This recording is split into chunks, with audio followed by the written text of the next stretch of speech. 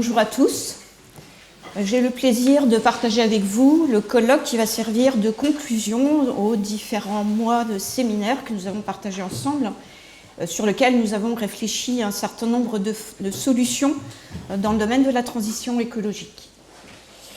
Donc le sujet d'aujourd'hui est un petit peu finalement le bilan de tout ce que nous avons partagé à travers une approche interdisciplinaire qui va aller très loin aujourd'hui, donc du milieu du vivant jusqu'à des modèles économiques qui en dérivent et qui ont été inspirés de ce vivant. Il n'a échappé à personne en fait que donc, nous fonctionnons selon un modèle économique dit linéaire que l'on pourrait résumer de façon un petit peu schématique de la façon suivante.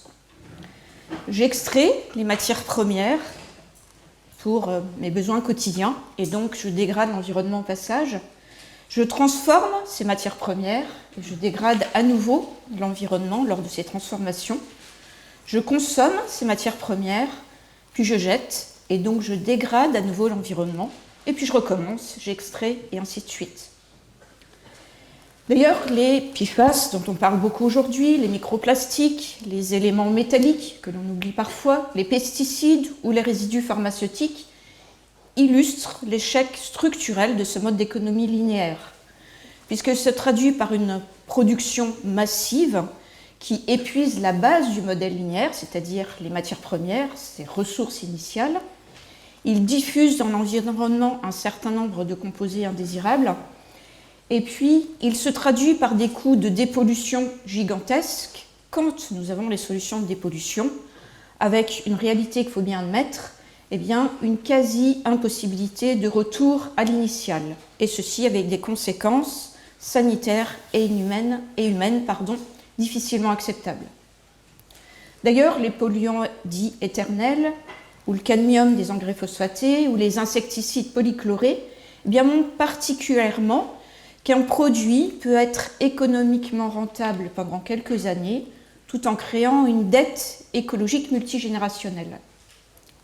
Et si certains n'ont pas le courage d'admettre ce constat, eh bien, ce qu'il faut voir, en fait, c'est que les crises géopolitiques et géoéconomiques donc, créent une dépendance aux chaînes mondialisées, une fragilisation logistique qui se perçoit bien actuellement, et une concentration des ressources critiques dans certains pays qui induisent nécessairement une compétition croissante pour avoir accès à ses propres ressources. Donc, en quelques mots, eh bien, l'économie linéaire crée une dépendance stratégique permanente à l'extraction primaire. C'est d'ailleurs le paradoxe actuel de la transition donc énergétique qui elle-même accroît cette pression extractive. C'est ce que nous avons abordé lors du second séminaire avec la participation de Guillaume Pitron.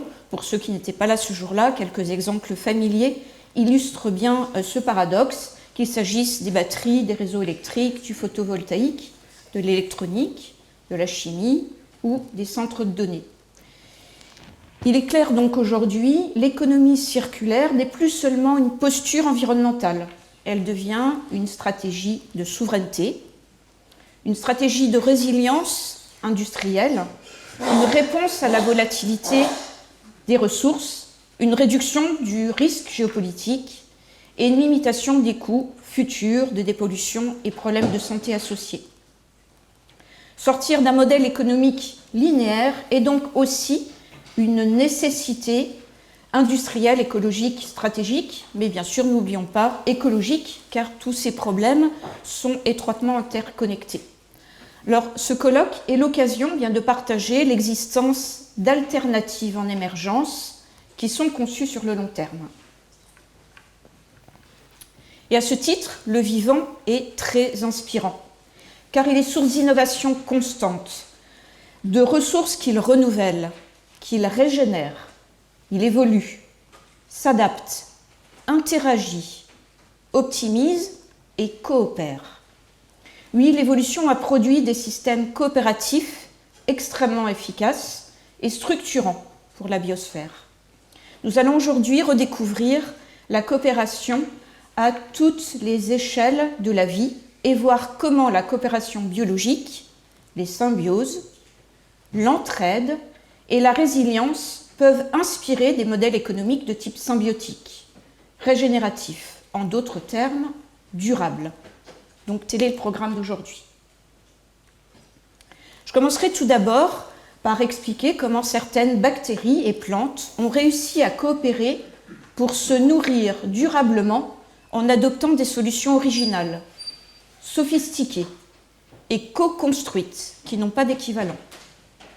L'exemple choisi est impressionnant. Il est celui d'une symbiose établie en milieu hautement pollué entre une bactérie et une légumineuse hyperaccumulatrice de zinc. Il s'agit d'une démonstration biologique que le vivant n'est pas une collection d'individus autonomes, indépendants, mais un réseau de coopération régulé. Et d'ailleurs, nous le verrons, les tricheurs n'y ont pas leur place.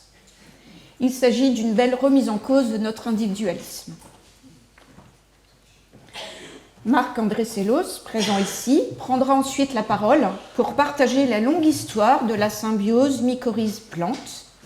Il s'agit d'une démonstration illustrant que les plantes terrestres primitives ne se sont pas adaptées seules.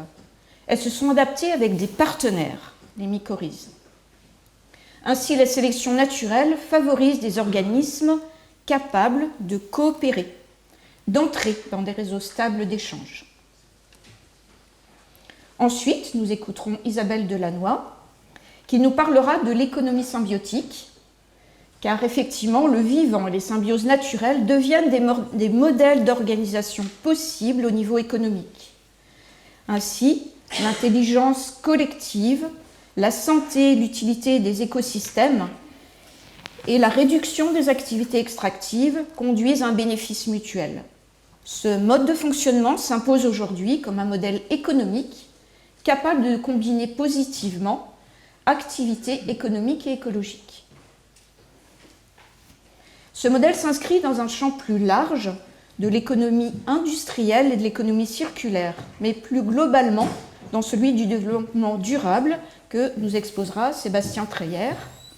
Il nous démontrera comment la coopération internationale est la seule issue stable et durable de fonctionnement. Voilà donc le programme de la journée. Commençons par le premier axe, celui de cette symbiose, donc bactérie-plante assez exceptionnelle.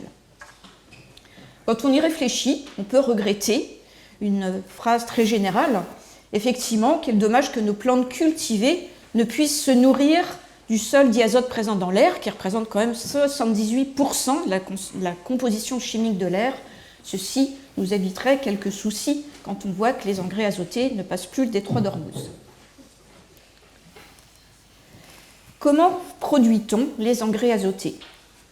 Eh bien, vous le savez peut-être, d'un point de vue chimique, le diazote est une molécule extrêmement stable. On l'appelle gaz inerte. Lavoisier disait même un gaz sans vie. Effectivement, molécule très stable, et il faut des conditions drastiques pour le réduire. Un vieux procédé chimique qui a toujours lieu, qui est toujours développé, s'appelle le procédé Haber-Bosch, et il repose sur cette réaction. Le diazote est réduit par du dihydrogène pour former l'ammoniac, matière première de ces engrais azotés.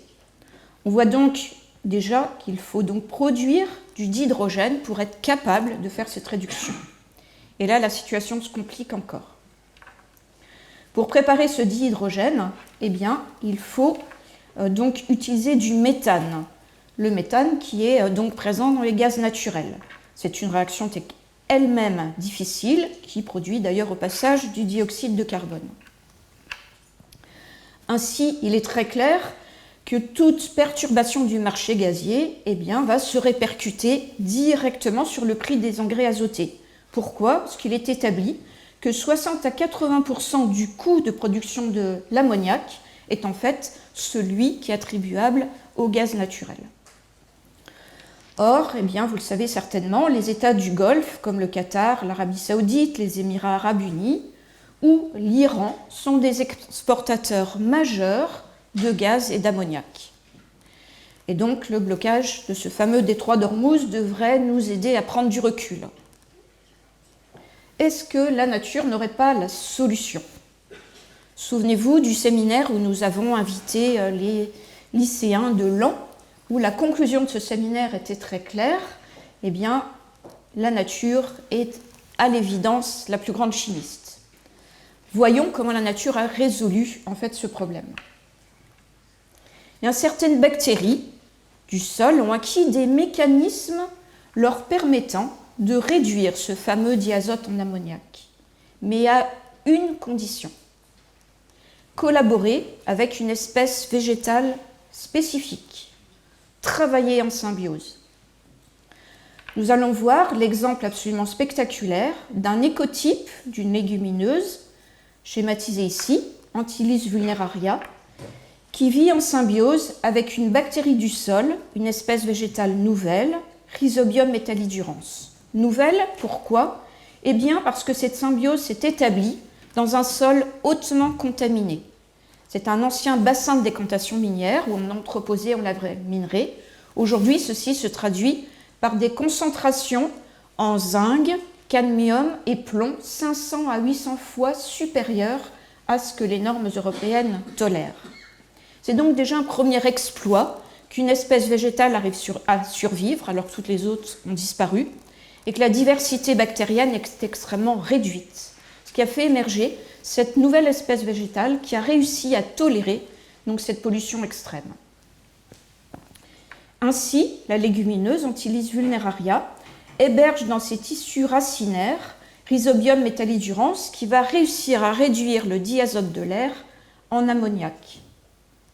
La légumineuse va profiter du travail de la bactérie, mais cette bactérie va, elle, trouver protection et compensation du côté de la plante en bénéficiant de substrats carbonés énergétiques issus de la photosynthèse.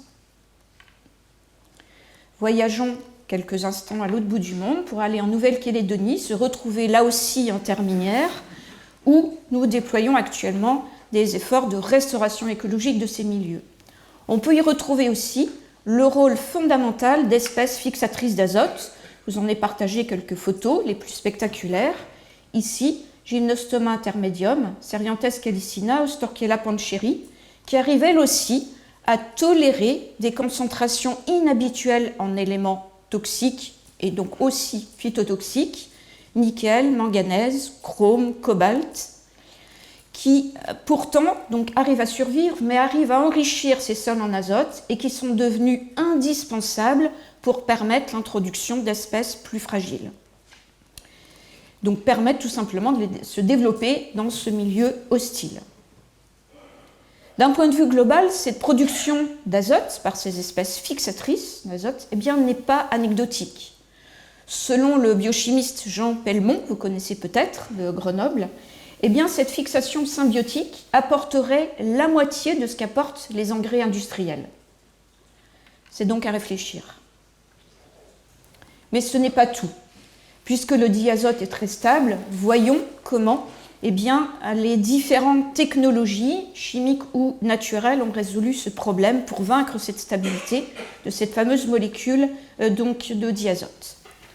En chimie, le procédé Haber-Bosch, qui donc, a toujours lieu, nécessite une température de 450 degrés, 150 atmosphères, des conditions extrêmes, et avec l'aide d'un catalyseur, couramment le fer, exceptionnellement le ruthénium, vu son prix et ses difficultés d'accès.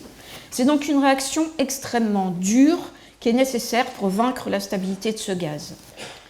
La conséquence est imparable, il est très énergivore et on considère qu'il est environ responsable de 2% du dégagement mondial de gaz carbonique.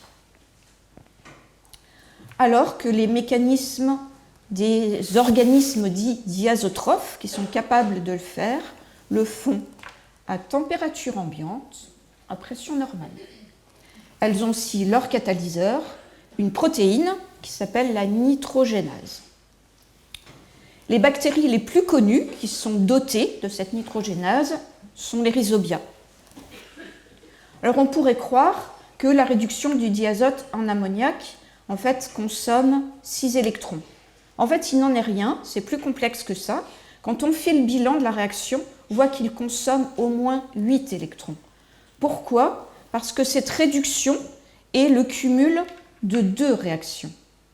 La réduction de l'azote, bien sûr, mais également la réduction des protons en dihydrogène. on voit une différence fondamentale. Alors que le procédé chimique consomme du dihydrogène, le procédé biologique génère du dihydrogène. Mais alors pourquoi? On peut se le demander. Certains chimistes pourraient se dire « Oh, quelle importance, le dihydrogène est un gaz très volatile qui peut s'échapper, ça ne sert à rien. » Bon, la nature ne fait jamais rien au hasard, et pour rien, elle ne dépense pas l'énergie pour une réaction qui pourrait être inutile. Nous allons voir qu'il est extrêmement précieux. Alors à quoi peut-il servir? Eh bien, le travail de la nitrogénase, que vous voyez ici, donc sous forme d'une modélisation moléculaire, eh bien, nécessite un pouvoir réducteur fort. On l'a dit, c'est une réaction difficile. Le potentiel réducteur nécessaire est évalué à moins 0,43 volts, ce qui est très proche du pouvoir réducteur du cadmium métal ou du cuivre métallique que vous connaissez peut-être mieux. Et vous le savez, si ce cuivre métallique est à l'air, eh bien, il va être oxydé par l'oxygène de l'air qui va passiver le cuivre et on passe son temps à nettoyer le cuivre derrière. Eh bien, la nitrogénase craint aussi, pour les mêmes raisons, ce fameux dioxygène. Donc voilà, alors la solution est astucieuse. Pour que la nitrogénase soit protégée de ce dioxygène, eh bien, le dihydrogène produit va apporter la solution. Il va nettoyer l'environnement de la nitrogénase de toute molécule de dioxygène. Première astuce. Cette symbiose est absolument magnifique, elle n'est pas qu'un simple échange de nutriments. Ce n'est pas du donnant-donnant où la bactérie donnerait ses substrats azotés assimilables, la glutamine, et donc la légumineuse, ses substrats carbonés, généralement des diacides carboxyliques. C'est beaucoup plus subtil que ça. C'est une véritable symbiose, c'est-à-dire qu'elle va résulter d'une adaptation physiologique profonde de chaque partenaire et d'un dialogue élaboré entre eux. Je vous en donner quelques exemples précis, au moins ce qui va initier ce procédé. Tout d'abord, eh bien, la légumineuse va émettre ce qu'on appelle des flavonoïdes de structure très spécifique. C'est un petit peu comme l'odeur d'Antilis vulneraria, de façon à attirer les bactéries qui lui semblent les plus efficaces, attirer notamment notre bactérie Rhizobium metallidurans. C'est une relation spécifique. Seul Rhizobium metallidurans arrive à détecter ces flavonoïdes émis par la légumineuse. La légumineuse va ensuite répondre en émettant à son tour des tétrasaccharides très particuliers, très spécifiques aussi, qui vont être reconnus par des récepteurs qui sont à la surface des racines qu'on appelle des lectines. La plante va répondre ou non selon en fait la reconnaissance chimique ou pas. Si la reconnaissance a lieu, c'est un signal fort qui va être donc transmis par les lectines à la légumineuse et qui va déclencher une cascade d'événements dans la cellule végétale, dont l'expression des facteurs NOD, qui va permettre, par exemple, une modification de la paroi en fait, des racines, permettant alors la pénétration des bactéries, sa déformation pour aller former un nouvel organe, ces nodosités racinaires qui vont abriter la bactérie. Vous en voyez ici une photo. On voit donc les bactéries qui ont grossi, qui sont devenues ce qu'on appelle des bactéroïdes, donc qui ont pénétré à l'intérieur de la cellule végétale. Bon, c'est un exemple un petit peu différent, celui-là luzerne, une légumineuse bien connue qui subit donc le même phénomène. Donc, tout ceci va aussi se traduire par une perturbation donc, métabolique des bactéroïdes et notamment l'apparition de cette fameuse nitrogénase. Vous en voyez un petit peu le détail ici. En retour, la cellule végétale va fabriquer un certain nombre de protéines, dont par exemple la l'hémoglobine, qui est très proche de notre hémoglobine. Elle aussi va retenir l'oxygène, à nouveau pour protéger la nitrogénase, mais livrer au compte-gouttes l'oxygène qui va être nécessaire pour assurer l'approvisionnement respiratoire des bactéroïdes. La plante peut encore aller plus loin. Elle peut collaborer à la synthèse de l'hème si elle est déficiente chez les bactéroïdes. Elle va alimenter les bactéroïdes en des nutriments très spécifiques qu'on appelle les rhizopines, donc des sucres très particuliers, avec un objectif, c'est de la nourrir en métabolites secondaires dont elle a besoin et orienter les fonctions du bactéroïde en convertisseur d'énergie et d'azote. On voit donc que la plante investit massivement dans le métabolisme bactérien. Elle a donc intérêt à sélectionner les bactéries les plus efficaces et exclure les tricheurs peu fixateurs d'azote. D'où cette reconnaissance très spécifique. Mais les bactéries assument, elles aussi, un travail complexe et difficile. Pour réduire le diazote en ammoniac et le transformer en azote assimilable, donc qu'on appelle les glutamines, eh bien, la facture énergétique est exorbitante. Elle est évaluée à plus de 16 molécules d'ATP, ce qui est absolument extraordinaire. Alors, on peut demander comment elles le font, comment elles y parviennent. Souvenez-vous, Rhizobium metallidurans doit assumer une dépense d'énergie considérable alors qu'elle doit en même temps survivre dans un milieu complètement hostile, puisque pollué, où les nutriments carbonés, phosphatés, élémentaires sont très pauvres, très peu abondants, et donc difficilement absorbable. Eh bien, nous avons montré que notre bactérie, associée à la légumineuse Antillis vulneraria, avait trouvé une astuce cachée. Plutôt que de dégrader le glucose par la voie traditionnelle de la glycolyse, elle utilise une voie ancestrale qui est la voie d'Ettner-Doudoroff non phosphorylante. C'est extrêmement intéressant, vous allez voir les avantages qui sont très adaptés à cette situation. Tout d'abord, elle va faire une transformation du glucose, non pas par une réaction de phosphorylation, pour former le glucose 6-phosphate, il y a très peu de phosphore dans le sol et dans le milieu ambiant. Elle va l'oxyder rapidement en gluconate, puis après en KDG, un acide ulosonique très rare, qu'on rencontre très peu, et que la plupart des bactéries ne savent absolument pas assimiler. Elle va donc se l'approprier quasiment seule, ce qui est évidemment très intéressant dans un milieu pauvre. Autre avantage, on voit que la transformation du glucose en pyruvate nécessite peu d'étapes, beaucoup moins que la glycolyse, dont vous voyez ici toutes les étapes intermédiaires. Cela signifie quoi? Moins d'étapes nécessaires, donc moins d'enzymes nécessaires. Donc c'est un gain en protéines, un coût protéique réduit, très intéressant. On constate que la glycolyse fournit de l'ATP, ce qui est évidemment une source énergétique essentielle. On peut difficilement comprendre pourquoi la voie d'Ettner-Doudoroff, qui fournit moins d'ATP, est plus intéressante. Eh bien si, quand on regarde, elle produit du NADPH. Le NADPH, on y reviendra tout à l'heure, c'est un réducteur de la nature qui est extrêmement puissant et qui va être très utile. N'oublions pas que cette bactérie vit dans un milieu stressant, le stress de la pollution, qui va induire chez elle un stress oxydant. Et elle aura besoin de NADPH pour induire des substrats utiles antioxydants tels que le glutathion ou la thyroïdoxine. Donc, cette voie est utile pour favoriser la survie dans un sol carencé en phosphore, carencé en nutriments carbonés, la survie en fait de cette bactérie. Donc on peut dire que Rhizobium metallidurans a vraiment vaincu ces difficultés essentielles dans un tel milieu où il n'y a ni glucose ni phosphore. Donc la nature, on le voit à travers cet exemple, va fonctionner davantage comme un réseau d'interactions bien illustré entre ces deux entités qui ne sont pas une juxtaposition d'entités isolées, mais au contraire, dans ce milieu, cette situation particulièrement difficile, il s'agit d'un partenariat extrêmement dynamique, régulé, où la coopération est devenue une stratégie d'adaptation vitale qui a permis d'augmenter la résilience de chacun des deux partenaires, Rhizobium metallidurans et Antillis vulneraria. La conclusion n'est pas que philosophique, elle est très pragmatique aussi, et la découverte de ce mécanisme développé par les deux partenaires nous a permis de résoudre le problème de la restauration écologique de ce site très pollué.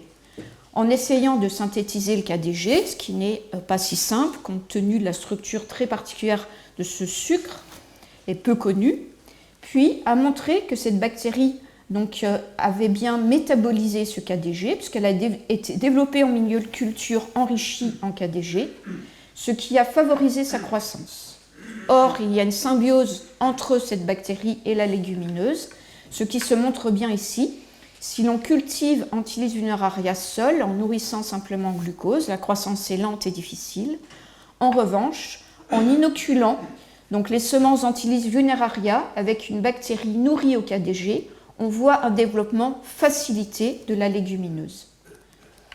Donc la mise en évidence de cette belle symbiose nous a permis tout simplement d'initier la restauration écologique de ce bassin minier hautement contaminé où il n'y avait plus aucune végétation, en introduisant donc Antilus veneraria et une autre plante adaptée à ce site, une Brassicacée, Nokia cerulescens, qui est connue comme étant un des meilleurs hyperaccumulateurs de zinc. Au bout de 2 ans, ces espèces s'auto-reproduisaient elles-mêmes et ont laissé place successivement donc à des espèces végétales plus communes, tolérantes à ces milieux, et la nature a repris ses droits. Donc on voit toute la force introduite par en fait cette symbiose bactérie-légumineuse. Donc l'initiation de la restauration écologique de ce site avec ce duo peut être qualifiée de solution fondée sur la nature. Et vous vous souvenez peut-être du séminaire qui a été consacré au sujet avec Martine Ossard, présente ici aussi. On avait bien redéfini la définition des solutions fondées sur la nature, officiellement décrites par la Commission européenne. Ce sont bien sûr des solutions qui s'appuient sur le fonctionnement de la nature, qui apportent un bénéfice à la biodiversité et bien sûr à l'environnement, mais pas que. Il est dit que ces solutions doivent avoir une dimension sociale et économique. Et la définition va très loin. Elle dit même qu'il faut que ces solutions soient rentables. Donc, en résumé, il faut que ces solutions soient économiquement viables. Ceci est un vrai sujet. Si on veut être cohérent avec les efforts écologiques initiaux, il faut que la dimension économique apportée n'ait pas d'empreinte environnementale. Eh bien, nous allons le voir, ceci a été apporté grâce au concept de l'éco-catalyse qui nous a permis de repenser la chimie, ce qu'on appelle la chimie d'un point de vue durable, qui s'appuie sur les piliers du développement durable. Une dimension écologique et économique, mais aussi donc, économique et sociétale. Donc c'est ce qu'on appelle l'éco-catalyse, développé mardi dernier de façon très détaillée, mais pour ceux qui n'étaient pas là, on en donnera quelques éléments rapides. Et comment est-ce possible? Sur quoi s'appuie l'éco-catalyse? Eh bien, ceci s'appuie sur quelque chose qu'on n'avait pas anticipé initialement. C'est qu'Antilis vulneraria est capable d'extraire, de transporter et de stocker le zinc du sol en des concentrations particulièrement élevées, donc dans les parties aériennes, en particulier dans les vacuoles des cellules végétales, à hauteur de 15% massique. C'est monstrueux. Pour vous donner un ordre de grandeur, la Brassicacée associée, qui est considérée comme un des meilleurs hyperaccumulateurs de zinc connus, arrive à en stocker 7%, qui constitue déjà un pourcentage extrêmement élevé. À titre de comparaison aussi, en Nouvelle-Calédonie, le plus grand hyperaccumulateur de nickel capable d'être introduit en restauration minière accumule 7% de nickel. La plante phare, décrite donc dans le séminaire sol, arrive à atteindre 6% de manganèse dans les parties aériennes. On considérait que c'était beaucoup. Et là, donc, nous sommes à 15% de zinc pour Antilis vulneraria, qui est absolument un record. Donc l'idée a été de valoriser les litières de ces plantes, qui sont hyper concentrées en zinc, qui sont à leur maximum de taux de zinc, pour les transformer en des outils chimiques où le zinc est utile comme catalyseur, donc comme accélérateur de réaction. Voilà, vous voyez ici donc très clairement qu'Antilis vulneraria accumule ce zinc avec donc une efficacité record, c'est vraiment la championne du domaine, supérieure à Nokia cerulescens et avec une meilleure sélectivité. Donc seulement le taux de zinc est élevé, mais on a 10 fois moins de cadmium et la moitié de pourcentage en plomb, ce qui est là aussi un résultat qui est assez sidérant d'un point de vue chimique. Alors, à quoi servit donc ce zinc issu des feuilles? Par des procédés très sobres et directs qui ont réussi à exclure tout procédé métallurgique. On a réussi donc à avoir ces fameux éco-catalyseurs, donc ces outils qui nous ont permis de revisiter complètement la synthèse de molécules utiles pour notre santé, telles que la synthèse d'agents anticancéreux, de principes actifs contre des épilepsies pharmacorésistantes, des réactions de coiffage des ARN et ADN, particulièrement utiles dans le cas des vaccins ARN messagers, mais aussi la synthèse d'anxiolytiques anticonvulsivants. Donc des applications qui ont beaucoup de sens en tant que principe actif de l'industrie pharmaceutique. Mais pas que. Les applications vont au-delà. On a également réussi à synthétiser des molécules de défense bien identifiées dans les plantes, qui peuvent être très inspirantes dans la recherche d'agents de biocontrôle. Des réducteurs biomimétiques, souvenez-vous du NADPH tout à l'heure, on a réussi à faire l'analogue grâce à l'écozinc dérivé d'Antilis vulneraria. C'est important, quand on veut repenser la chimie, réduire son empreinte environnementale, la meilleure stratégie est de s'inspirer des réactifs et catalyseurs du vivant, c'en est un exemple. Et puis enfin, de façon plus précise, la synthèse de matériaux conducteurs photoluminescents, mais cette fois-ci éco-responsables. En fait, cet exemple particulier donc, a été étendu dans le cadre d'une démarche plus globale à d'autres facteurs clés responsables de l'effondrement de la biodiversité. On a vu ici que la restauration écologique des sols par des plantes adaptées à ces milieux générait des outils en éco-catalyse, mais pas que.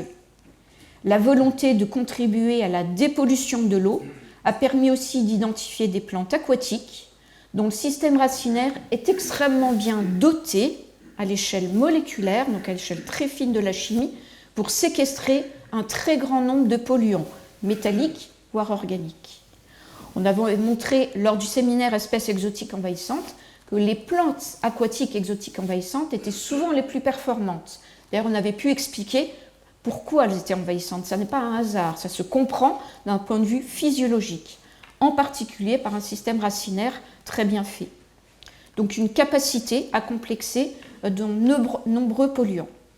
Et enfin, donc, dans le cadre des zones humides, on avait montré aussi que certaines espèces exotiques envahissantes, mais terrestres cette fois-ci, là aussi n'étaient pas envahissantes par hasard, et quand on réussissait à contrôler leur prolifération par des solutions très naturelles basées aussi sur leur physiologie, mais là encore, on récupérait des biomasses qui avaient un point commun avec les précédentes, une richesse en éléments minéraux absolument extraordinaire. L'ensemble de ces solutions naturelles a permis de se retrouver avec des poudres végétales ou des feuilles très chargées en éléments minéraux qui se retrouvent dans l'ensemble du tableau périodique. Donc finalement, une opportunité pour revisiter, repenser la chimie grâce à ces outils, en s'inscrivant bien sûr dans les principes très précis de la chimie verte ou ceux du développement durable, en axant ses efforts sur la synthèse de molécules à haute valeur ajoutée, utiles pour notre santé ou notre bien-être. Revenons d'un point de vue global sur l'exemple de l'eau, qui est d'actualité, qui parle bien, en essayant de comparer la stratégie classique, qui conduit au catalyseur très utile en chimie, et à l'éco-catalyse, qui dérive de ces solutions écologiques pour résoudre les problèmes environnementaux. La catalyse classique, pour construire nos molécules, commence par l'extraction minière, avec un impact paysager notable, puisque quand on aura extrait le minerai, on aura tellement dégradé les sols que la végétation n'arrivera plus à reprendre. Donc il y a une perte de biodiversité énorme, et avec, ne l'oublions pas, la production de déchets en quantité importante. On avait déjà un petit peu parlé de ce problème. Dans les minerais les plus riches, on avait pris deux exemples, le minerai de nickel en Russie, lors du sujet palladium, si vous vous souvenez, ou celui de Nouvelle-Calédonie, on a des minerais très riches, 1,5% de nickel, c'est ce que ça veut dire. Donc on admet d'entrée, avant d'avoir commencé, qu'on va générer 98,5% de déchets. C'est comme ça qu'il faut avoir en tête. Ce sont les plus riches. Donc génération de déchets dont on ne sait que faire. Bien sûr, si les sols sont complètement dégradés et qu'il n'y a plus de végétation, il y a une forte érosion des sols, avec deux conséquences, c'est-à-dire érosion éolienne de particules métalliques à chaque fois qu'il y a un épisode venteux, ou lessivage des sols à chaque fois qu'il y a un épisode pluvieux, qui va alors contaminer le milieu aquatique, c'est imparable. Il y a un continuum de pollution entre les deux qui est très démonstratif sur le terrain. Donc, on va polluer après les sols, les systèmes aquatiques. Mais ça n'est que la première étape, c'est l'extraction du minerai. Il va falloir ensuite transformer ce minerai pour en faire un catalyseur. Et là encore, on va utiliser des procédés métallurgiques, pyro- ou hydrométallurgiques, qui ont un point commun, c'est un très fort impact environnemental. C'est imparable. Et ça n'est qu'après qu'on va avoir ces catalyseurs, on va les utiliser pour construire les molécules dont on a besoin. Et là, troisième étape, ces procédés ont leur propre empreinte environnementale. On cumule les problèmes. L'éco-catalyse repose sur une filière qui est complètement différente, en particulier en milieu aquatique, c'est très démonstratif. La volonté de dépolluer un effluent industriel utilise donc des plantes aquatiques envahissantes, bien sûr mortes, réduites à l'état de poudre. Le système racinaire est détruit et donc la plante devenue inoffensive. En revanche, ces poudres végétales vont se comporter comme des éponges à métaux capables de les séquestrer avec une très forte efficacité. Ainsi, les bénéfices sont doubles.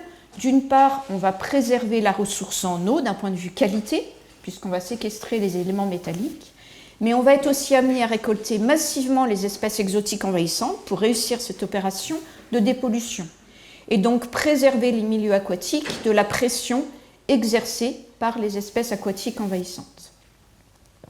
C'est la première étape qui a bien sûr un impact positif.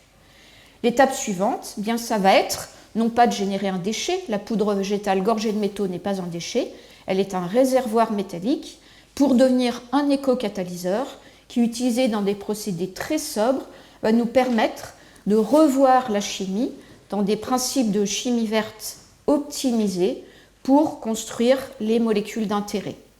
Et vous le verrez tout à l'heure avec un exemple, eh bien, le fait de passer par une plante va complètement changer la synthèse du catalyseur qui cette fois-ci va devenir recyclable. On voit ainsi donc que toute cette stratégie permet de répondre à un grand nombre d'objectifs du développement durable.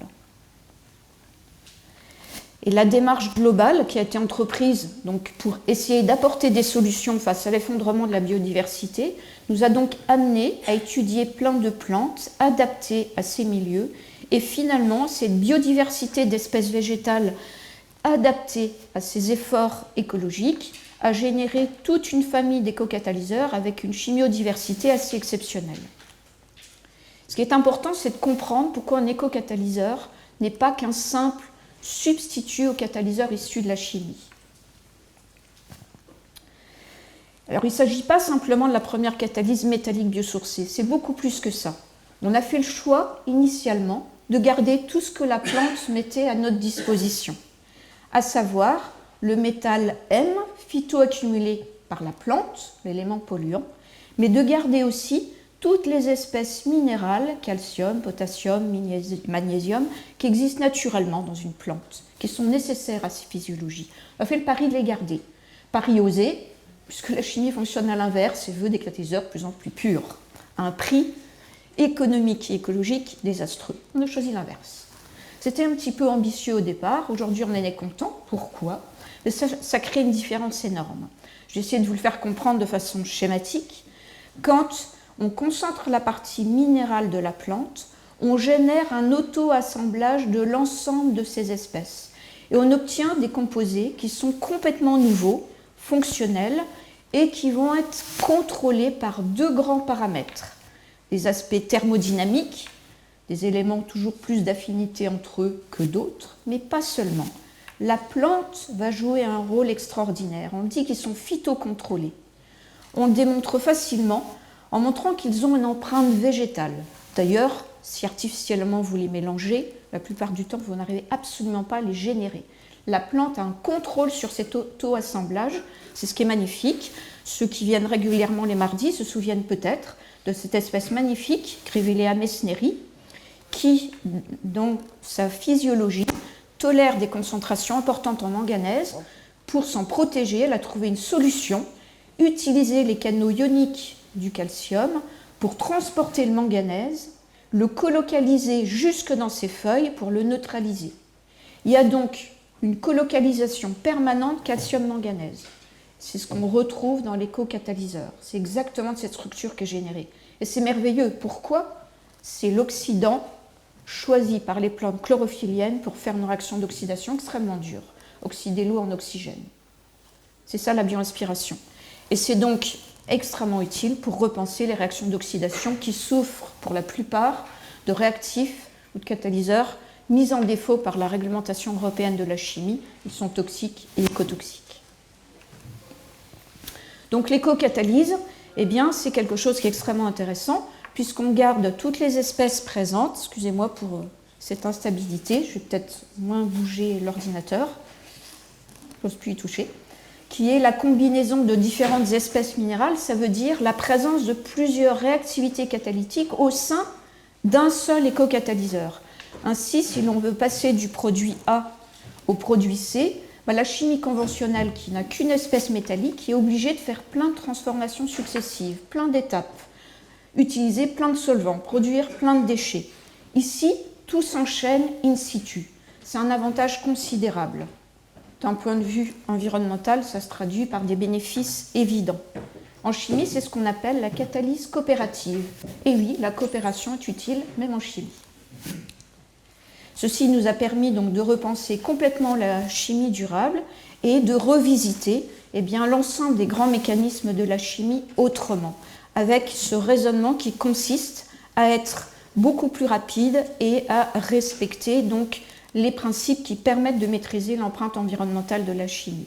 Alors tout ceci n'est pas que du discours, ça a été calculé et à l'aide d'indicateurs environnementaux du domaine, en particulier, si vous connaissez peut-être, les travaux décrits par le chimiste anglais James Clerk, qui a fait beaucoup évoluer le domaine, qui permet vraiment d'anticiper l'empreinte environnementale des procédés en chimie. Mais nous avons voulu aller également plus loin et développer des analyses de cycle de vie, donc la vie totale d'un produit, mais de façon interdisciplinaire, pas simplement centrée sur le produit chimique, mais sur toute la filière, ce qui change beaucoup de choses, c'est-à-dire ici de la plante jusqu'au produit final. Donc c'est un effort, parce que les outils ne sont pas très disponibles, mais qui nous permet de mieux appréhender en fait l'intérêt de la démarche en éco-catalyse. Et puis la conclusion est assez jolie, c'est que cette volonté de limiter son empreinte environnementale a eu deux bénéfices qui n'étaient pas forcément anticipés initialement. C'est la possibilité d'obtenir des labels très exigeants, comme le label Cosmos Bio, c'est-à-dire qu'on peut faire un produit de synthèse en n'utilisant aucun ingrédient pétrosourcé. C'est tout à fait possible. Mais ce qui est intéressant, c'est que cette démarche, avec ce degré de naturalité très élevé, n'est absolument pas un renoncement à la performance, contrairement aux idées reçues.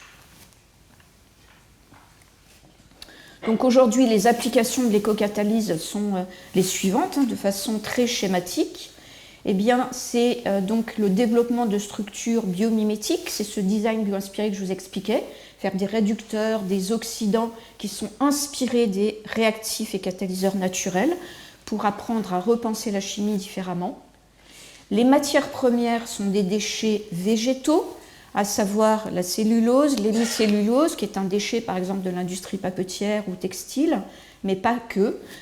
Les espèces exotiques envahissantes dont on ne sait que faire, qui, je le rappelle encore, ne sont pas envahissantes par hasard, qui sont des trésors d'espèces minérales, mais aussi d'espèces organiques inhabituelles, donc qui sont les matières premières de ces procédés, et qui ont finalement permis de revisiter tous les grands mécanismes de la chimie. La catalyse acide, basique, réaction d'oxydation, de réduction, et la chimie moderne, ces fameuses réactions de couplage croisé. Ceci, aujourd'hui, débouche sur un grand programme soutenu par France 2030 et le CNRS de souveraineté sanitaire nous permettant de revisiter la production de médicaments dans deux registres. Les médicaments anciens, qui vous le savez ne sont absolument plus produits en Europe, mais plutôt en Asie, en Chine et en Inde, qui sont en train donc de produire des problèmes de pénurie, d'approvisionnement en rupture, et donc il est important de les réapatrier en Europe, et en France précisément, mais on ne peut pas donc se les réapproprier selon les procédés qui tournent en Chine ou en Inde pour plusieurs raisons. D'une part, on a perdu les infrastructures, le savoir-faire, l'empreinte environnementale en Inde n'est pas tout à fait celle qui est admise en Europe, donc on n'a aucune chance d'être compétitif si on la rapatrie en tant que telle. Il faut donc les repenser différemment. Et donc c'est dans ce registre que l'écocatalyse peut apporter de l'innovation en repensant complètement la synthèse de ces médicaments, en combinant bénéfices écologiques et économiques. Autre problème qui se voit bien dans l'actualité quotidienne, c'est la course aux métaux stratégiques, et les médicaments récents nécessitent, souvenez-vous, 30% d'entre eux, l'accès à une ressource métallique hautement stratégique, le palladium, dont le producteur principal est la Russie, souvenez-vous donc de ce séminaire consacré à ce sujet. Il est donc fondamental d'apprendre à le recycler, ce qui est possible avec l'écocatalyse. Voilà, j'espère vous avoir convaincu que voilà, tous les mécanismes qui sont développés dans le vivant et dans des conditions extrêmes ont permis non seulement de restaurer des écosystèmes dégradés, excusez-moi, il y a un petit problème sur les diapos, mais de concevoir aussi des procédés industriels plus sobres, plus efficaces, plus respectueux de la nature, avec la volonté pas simplement de les repenser, de les travailler au niveau du laboratoire de recherche, mais également d'accompagner ces résultats de recherche vers la sphère socio-économique le plus loin possible, c'est-à-dire d'accumuler la montée en échelle de ces procédés pour prouver leur capacité à être industrialisés, de façon à ce que les grands groupes industriels se les approprient le plus vite possible. J'espère vous avoir montré qu'un autre modèle économique est possible au-delà du modèle linéaire initialement présenté, à savoir que finalement, en s'inscrivant dans une politique d'écologie à grande échelle, qu'on pourrait qualifier d'écologie industrielle, et d'économie circulaire à impact positif, il est possible de faire émerger une économie régénérative dont le point de départ est la volonté de restaurer un écosystème à l'aide de solutions naturelles, qui va finalement produire de ressources qu'on n'avait pas forcément anticipées, minérales et organiques. Et si on a la volonté de transformer ces ressources par des procédés durables, eh bien, beaucoup de choses vont changer. Limiter l'empreinte environnementale, donc c'est beaucoup plus satisfaisant quand on les utilise, mais aussi s'ils sont durables, d'anticiper en amont leur recyclabilité. Pas a posteriori, comme on le fait aujourd'hui, où c'est bien difficile, d'y penser au départ, ce qui change tout pour ses capacités de recyclage. Et finalement, si ces procédés sont déployés à l'échelle industrielle, la vente de ces molécules va apporter les ressources économiques nécessaires au soutien financier des efforts de restauration. Il est donc possible d'envisager la restauration du capital naturel et social à l'aide de ces démarches. Merci beaucoup pour votre écoute.